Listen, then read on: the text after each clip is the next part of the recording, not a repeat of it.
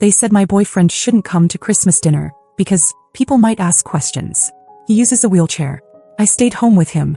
The next day my revenge was inevitable. They told me not to bring my boyfriend to Christmas dinner because he uses a wheelchair. That was the entire reason. I thought I'd misread the message at first. My mom had sent it on a Wednesday afternoon, casual like she was talking about the weather. She said they were excited for the holidays and it would be nice if I came, but maybe it was best if Nathan didn't come this year. Then the part that really set my blood boiling. It's not personal. It's just that people might ask questions and we don't want to make anyone uncomfortable. I actually had to sit down. Nathan and I had been together for just over a year. And he wasn't some temporary fling. He was the person I was building a future with. A brilliant programmer who worked harder than anyone I knew. The kind of man who listens more than he talks and somehow always knows how to make me feel calm even when the world's on fire. He also happened to be paralyzed from the waist down. And apparently in my family, that was enough to make him unwelcome at their table. The part that stunned me most wasn't even what she said. It was how normal she tried to make it sound. Like I was supposed to just agree and thank her for the heads up. As if cutting someone I love out of a family holiday was a reasonable thing to ask. We'd spent the whole year trying to build something with my family. Nathan had been bending over backward for them, literally paying their bills behind the scenes. When their fridge broke, he covered the replacement. When my dad's work hours got cut, Nathan offered to help with rent. He never said anything about it publicly. He never wanted attention. It was just his way of saying he was in this. That he cared about me and, by extension, the people I came from. And this was what he got in return. I showed him the message. He just nodded. Said we could stay home, no big deal. I could see he meant it or tried to. But I also saw how quickly he folded inward after reading it, like some invisible weight had just doubled on his shoulders. I didn't press him. We made a quiet dinner at home. Watched Home Alone and drank wine. I tried to pretend like it was enough. But it wasn't. The next morning I opened the budgeting app on his tablet, the one we used to track shared expenses, and saw the payments scheduled for the 27th. My parents' internet bill. Their car insurance. A leftover balance from the new fridge. A recurring deposit of $250 to their account marked rent support. He was still helping them. After that message. After everything. I didn't even think. I started canceling. Payment by payment. Unsubscribed from the bills. Marked the upcoming transfer as disputed. Called the bank and froze any upcoming automated transactions related to their names. Nathan didn't realize until later. When I told him, he looked uncomfortable. Said he didn't want to make things worse between me and my family. That maybe they just didn't know how to deal with things. That maybe they just needed time. But they'd had time. And they used it to draw a line between acceptable and different. Between family and burden. And I was done pretending I didn't see it. They had used his kindness as a lifeline. And then tossed him aside the moment it clashed with their comfort. They were about to learn what happens when you burn bridges while living on the island someone else built for you. And this was just the start. It didn't even take 24 hours. By noon the next day my mom was calling. Missed call. Then another. Then a third. I didn't pick up. Nathan was next to me on the couch, sipping his coffee like nothing had changed. But it had. Everything had. A few hours later a text from my dad came through. Did something happen with the bill? Internet's down. Can you ask Nathan if there's a mistake? No mistake. I didn't answer. Instead, I sat there thinking about how quickly they noticed when the money stopped. Not when the chair rolled out of sight. Not when their daughter skipped Christmas for the first time in her life. Just when the money dried up. By evening they showed up. I heard the car outside before I heard the knock. Nathan looked at me. I told him to stay where he was. My parents walked in like they owned the place. No hi. No how are you. No apology. My dad went straight to the point. Said something had gone wrong with their payments. Asked if Nathan was having technical issues, like he was just their IT guy. Not the person they had refused to sit at the table 2 days ago. I let them talk. Just watched them pretend to be calm while they panicked. My mom tried to soften it with a smile. Said maybe this was all a misunderstanding. That they didn't mean for it to be hurtful. Nathan was quiet. He looked like he wanted to disappear. I knew that look. I knew he hated drama, hated tension, especially when it came to me and my family. But I didn't let them get away with it. I told them everything.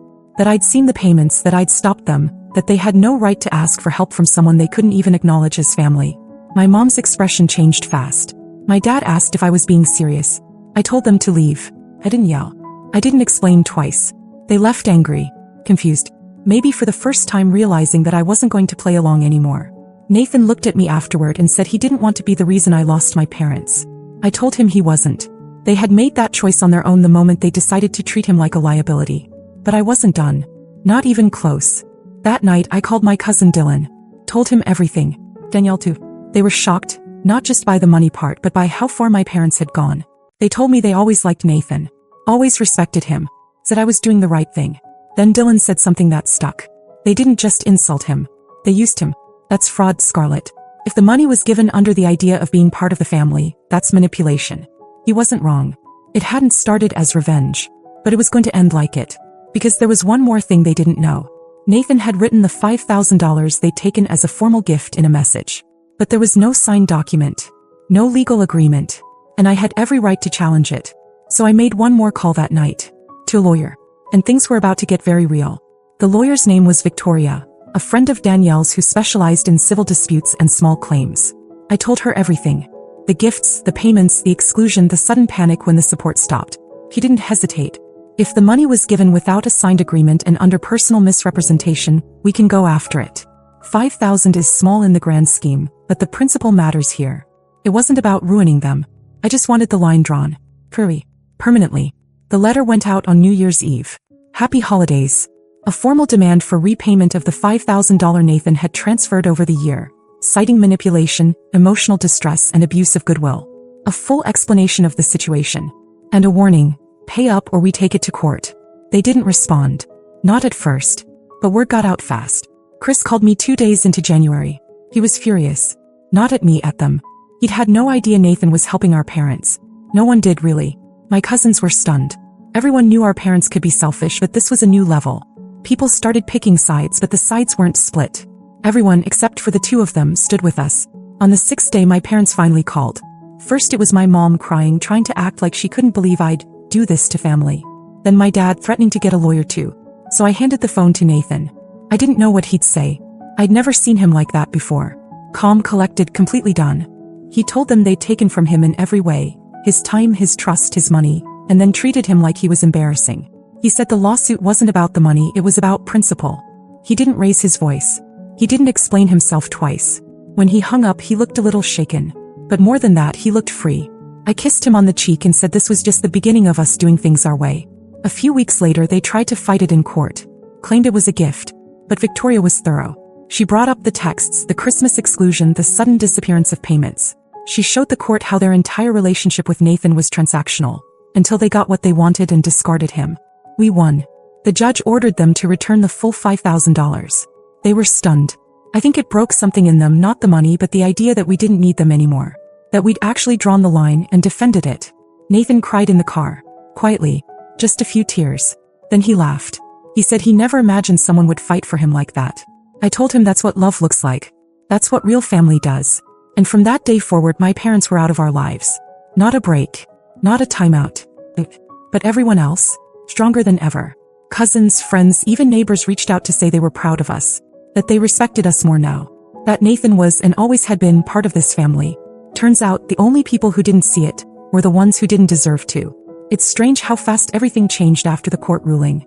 My phone didn't stop buzzing for days. Cousins I hadn't spoken to in months were reaching out. People I only saw at weddings or baby showers now calling to say they had no idea what my parents had done. And everyone had the same tone in their voice. Not pity. Not drama.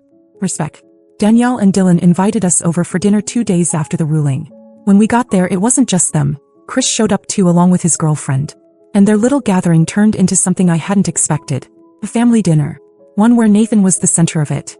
Chris told Nathan without hesitation that he respected the hell out of him. Said he'd watched the way Nathan handled everything, with patience, with dignity, and that it made him look at his own life differently. Dylan gave him a fist bump and said if he ever needed someone to crash Thanksgiving with, he had an open seat for life. Danielle hugged him and didn't let go right away. And Nathan, who'd been so quiet through most of the past month, just kept saying thank you. Not like someone who needed validation, but like someone who didn't know people could care this much, this openly. That night, on the way home, he said he finally understood what I meant when I told him he was never the problem. He said, I thought I was just surviving. You made me realize I deserve more than that. There was something different in his voice. Something steady. Confidence maybe. Or just relief.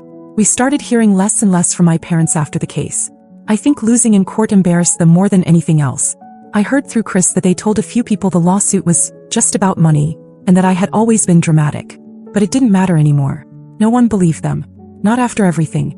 We got a handwritten letter a few weeks later. My mom's handwriting. No return address. She wrote that she hoped we could talk again someday. That she missed me. That families argue but blood is blood. I threw it away. Blood might be blood. But loyalty, respect, love? That's earned. We spent the next month in peace.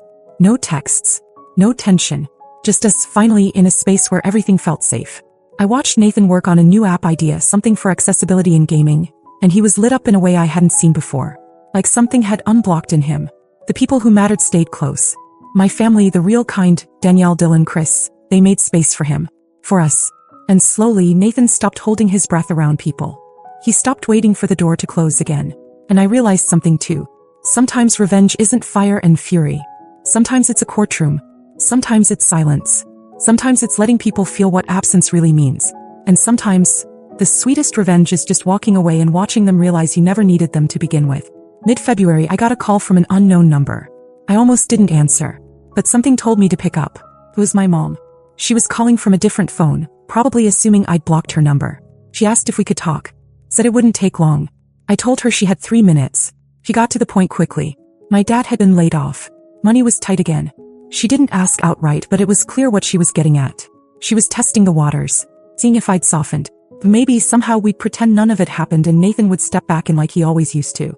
I asked her if she understood why we went to court. She said yes, but she still thought it was unnecessary. That family should handle things privately.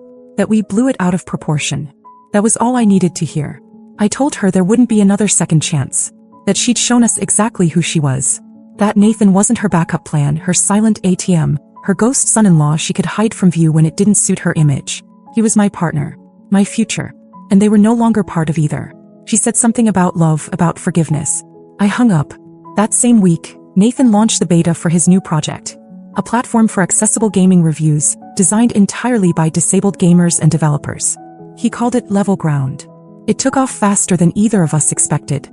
A few journalists picked it up and suddenly people were emailing him from everywhere. Sponsorships, speaking gigs, collaborations. He'd never looked more alive. He got invited to speak at a tech conference in March. Danielle and I went with him. I watched him on stage talking about barriers and inclusion and what it really means to build something that doesn't just include people, but centers them. The applause afterward was thunderous. I saw something shift in him that night. It wasn't about being accepted anymore. It was about leading. When we got home, there was another letter waiting. My dad this time. No apology. Just a reminder that family is complicated and they missed us. I didn't show it to Nathan. I just tossed it in the trash. They missed the old Nathan. The one who didn't ask for anything. The one who helped them without expectation. That version of him was gone. This new one, he didn't bend. He built. Spring came fast and with it something I didn't expect. An invitation. Not from my parents. From Aunt Lisa. It was for a family reunion barbecue in May, hosted at her place near Lake Huron. She wrote that she wanted us there. Both of us. No ambiguity. No hint of guilt tripping. Just honesty. Danielle and Dylan were going.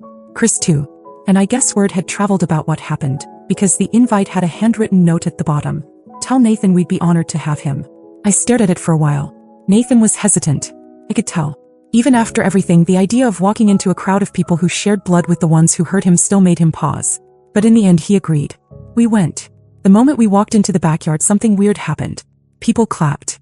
Not polite clapping. Actual full-on applause. Dylan yelled out, "There they are." And Danielle handed Nathan a plate of ribs like nothing had ever happened. My Uncle Mike pulled him aside and said, "You got guts, kid. Wish I had half of yours." It was surreal. Nathan kept looking at me like he couldn't tell if it was a joke. But it wasn't. Even the people I barely knew, second cousins, old neighbors, distant relatives, came up just to shake his hand. To say they followed his project. That they saw the article about Level Ground. That they'd heard what my parents did and couldn't believe it. That's when Aunt Lisa told us something that completely blindsided me. After the court case, some of the relatives had tried to talk to my parents. Told them they needed to make things right, apologize. Not just for the money. For the cruelty. My mom refused. My dad said we were overreacting. So they'd been quietly uninvited from the reunion. Not by me. By the family they were so desperate to protect from awkward questions. They didn't even know the event was happening.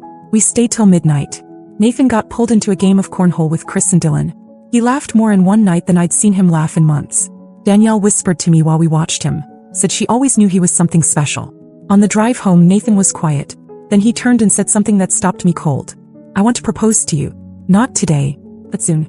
I want to do it when it's just us. Not because of any of this, but because I never really believed someone could love me this way. And now I can't imagine life without it." I didn't cry. I just took his hand and held it all the way home. And a few weeks later it happened. He proposed in the most Nathan way possible. In the living room over coffee and code and a sleepy Sunday morning. No ring yet. Just the question. And I said yes. So here we are. Not because we proved a point. Not because we got revenge. But because we cleared the space for a life that's real. One we get to build without shame, without conditions, without people pretending to love us while secretly wishing we were different. The final surprise. My mom emailed me a week later. Just one line. I saw the engagement online. Congratulations. I hope one day you'll forgive us. I didn't respond. Some people deserve silence. Others deserve everything. And Nathan, he's getting everything.